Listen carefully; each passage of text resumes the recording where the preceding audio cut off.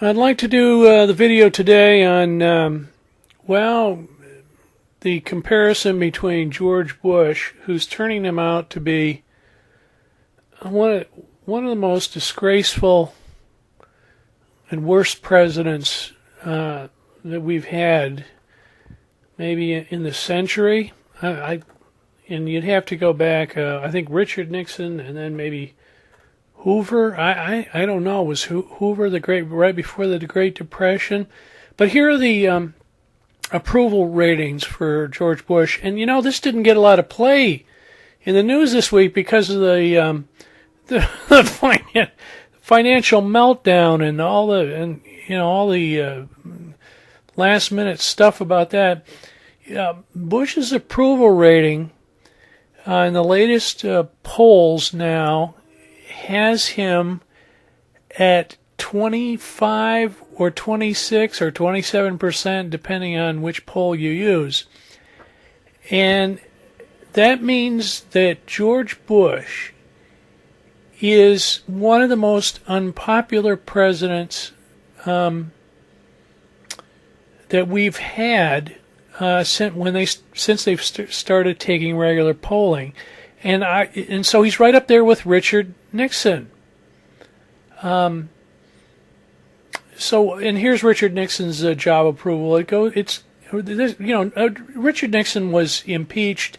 They began impeachment hearing in the House, and they passed it in the House Judiciary Committee. And right after that, Nixon resigned. The Republicans told him, "You better resign, or else." I think they were going to vote for impeachment. Now here's Bush's approval rate. Now it says 29% there, but that doesn't include the latest polls. There's Richard Nixon leaving. He left in the summer of '74, and he got on a helicopter. Here's the long decline in approval of George W. Bush.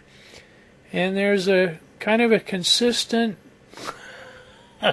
steady, consistent drop. And this does not quite include the financial meltdown of this week, which will drop it even more. It'll give it down to 25% of the population.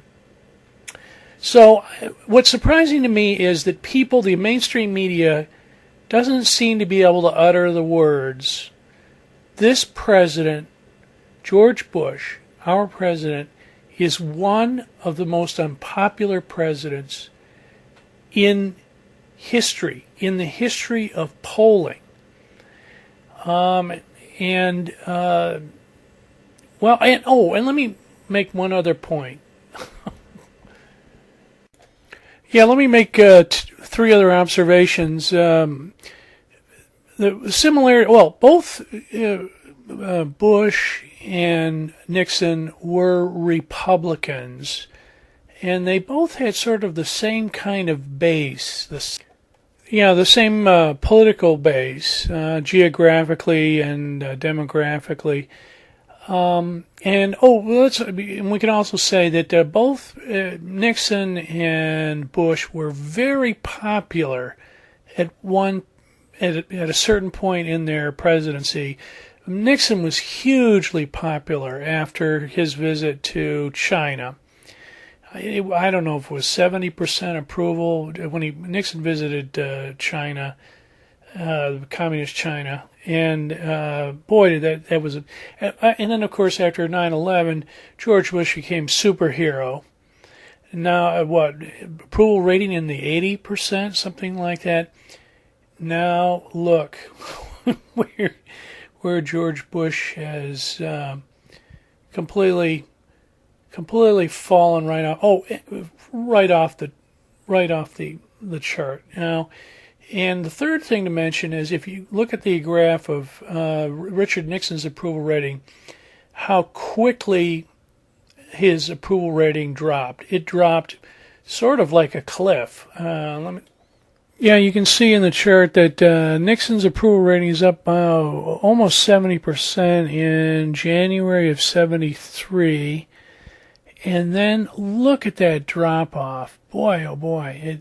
He loses 20% in a matter of 3 months or 4 months. And then it gets down to the 30%. Oh, and by the way, for those younger people, there were live broadcasts of the Watergate hearings on television. I think it was in the summer, June.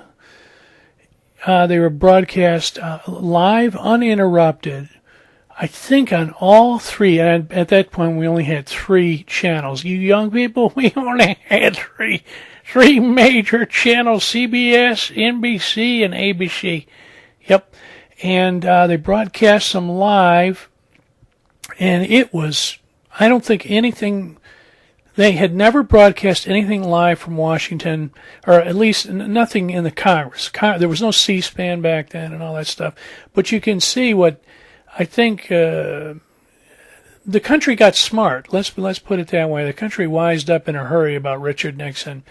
And then by the summer of '74, the whole thing was just, Nixon was, but that hasn't, the media hasn't really gotten the courage to say that George Bush has been a failure and he's made all kinds of mistakes and he probably has been dishonest. And he could say, I'm not a crook, or I'm not a liar, or I'm not a chicken hawk, I'm not a draft dodger. I mean, that's what Nixon would go on television and do. Well, here, I'm rambling on, reminiscing. I better stop.